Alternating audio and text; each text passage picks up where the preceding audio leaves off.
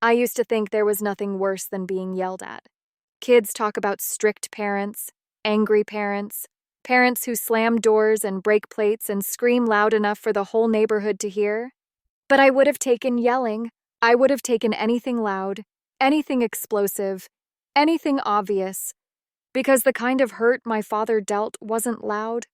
It was quiet, calculated, invisible, unless you were the one being erased by it.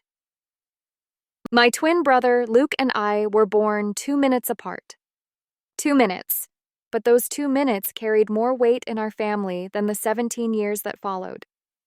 Luke fit the version of a child my father understood: athletic, confident, outgoing, golden. I was the softer one, the slower to speak one, the emotional one, the kid who preferred drawing while Luke chased a ball. It was enough to lock each of us into roles neither of us chose. Dad made sure of that. He never said outright that he preferred Luke, but he didn't need to. It was in the way he looked at him, the way he talked about him, the way he bragged about him to anyone who would listen: neighbors, coworkers, strangers at the grocery store. Luke's accomplishments were trophies Dad polished with pride. Mine were dust he wiped off the table when guests arrived. It wasn't Luke's fault. He always tried to include me, always tried to make space for me where Dad didn't. But it's hard for a child to fight an adult's narrative. Harder still when that adult is your father. The day everything began unraveling was the day of Luke's statewide recognition ceremony. He had won an academic and athletic award, the type of achievement that made Dad's chest puff out like a balloon ready to burst. I was proud of Luke, genuinely. He worked hard. He deserved every applause. But I also knew what going to that ceremony meant. It meant an entire afternoon of being a shadow following two silhouettes, Luke's and Dad's. When we walked into the school gym, Dad immediately went into performance mode, straightening Luke's collar, adjusting his hair, whispering things like, "Stand up straight, smile more. You should be in the front row. People need to see you." I walked behind them, holding Mom's purse and the congratulatory card Dad insisted Luke would prefer to receive from him. He didn't even let me write my name on it. We found our seats, and Dad placed himself between Luke and the aisle, positioning himself perfectly so he could leap to his feet the moment Luke's name was called. I could already feel my chest getting tight. Mom squeezed my hand, a silent apology for a scene she had no power to change.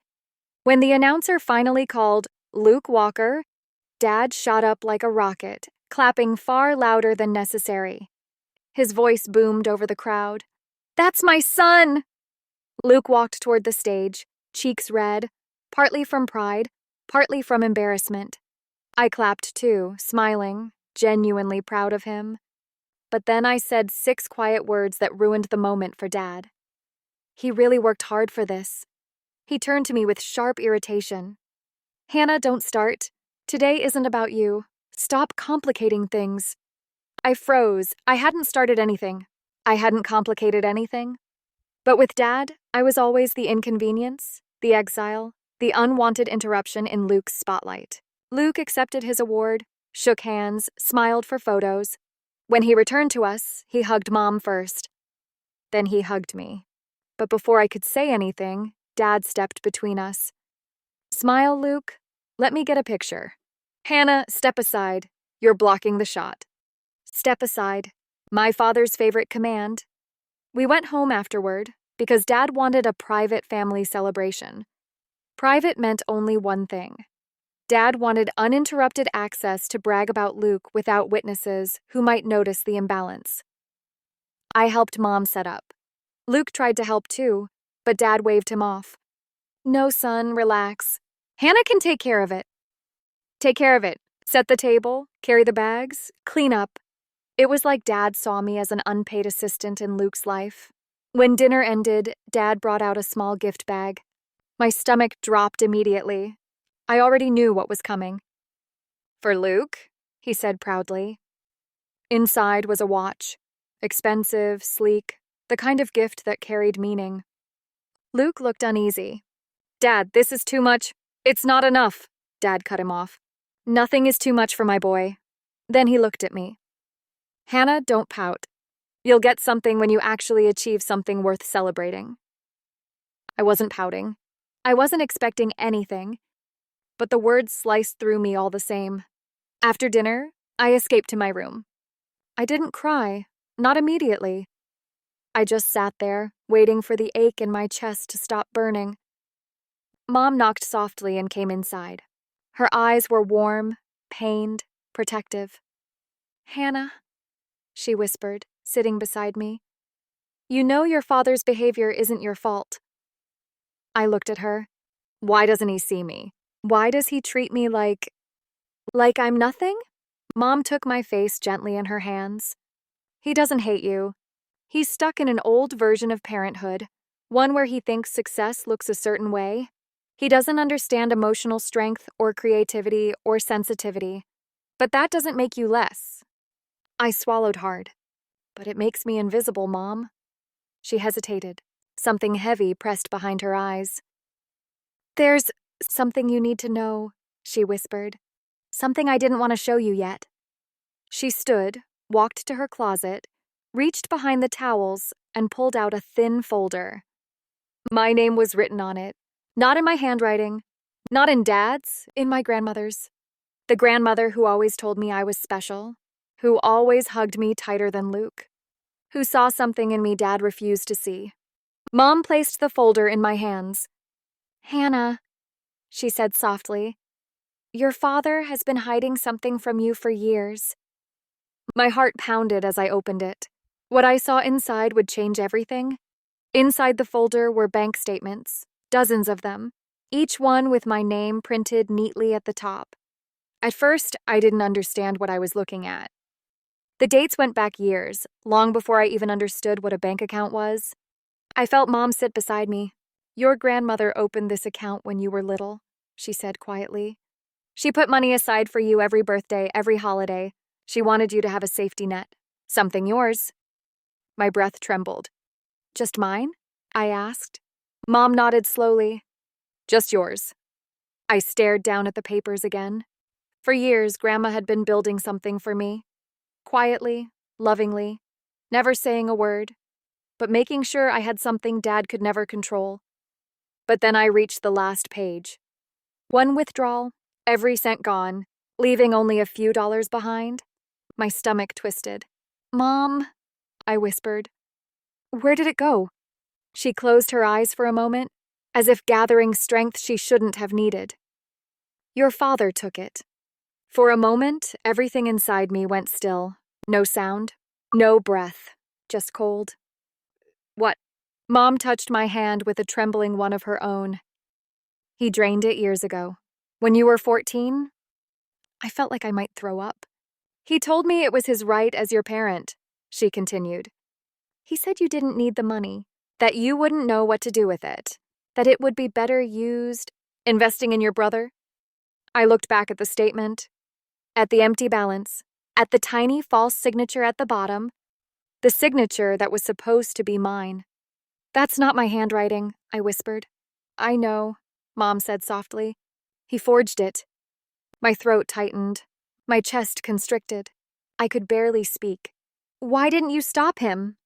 Mom's eyes filled with shame, guilt, heartbreak. Things she shouldn't have been carrying alone. "He told me if I tried to undo it, I'd be ruining Luke's future. That I'd be a bad mother. That I needed to choose what was best for the family." He bullied me into silence. I blinked at her, tears spilling hot and fast. "He stole my future," I whispered. Mom's voice cracked. "Yes, honey, he did. For years, I'd thought Dad simply overlooked me. I thought he valued Luke more because they were similar, because Luke fit his version of success.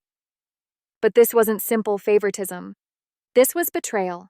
Deliberate, calculated, hidden under the same quietness he always forced on me. I stood abruptly, the folder pressed to my chest. "We have to show Luke." Mom nodded. "We will." We walked together down the hallway. Luke was sitting on the couch, scrolling through his phone, blissfully unaware that the foundation of our family was about to crack open. "Luke," I whispered, my voice unsteady, "you need to see this." He looked up, confused, and took the folder from my hands. As he flipped through the pages, his expression changed, from curiosity to confusion to disbelief to horror. "What is this?" he murmured. "It was my account," I said. "Grandma opened it for me." Luke's face paled. Why is the balance 0? "Because Dad used it on you," I whispered. He stared at me like he couldn't breathe. "On me?" Mom nodded. "For your camps, your lessons, your travel fees?" Luke shook his head violently. No. Dad told me you agreed to help pay. He said the money came from both of you." Mom swallowed. That was the lie. Luke's hands shook as he held the papers. His eyes darted between the pages and my face. "He stole your money to spend on me," he whispered. "I had no idea, Hannah. I swear I didn't know." "I know," I said quickly. "I'm not mad at you." But he looked devastated anyway. "Why would he do that?" he demanded. "Why would he take what was yours?" Mom answered softly. "Because he believed Luke's future deserved investment, and yours didn't." Luke staggered back like he had been physically struck. That's insane," he whispered. How could he?" "He didn't think I'd ever find out," I said quietly. Luke's expression hardened into something I had never seen on him before.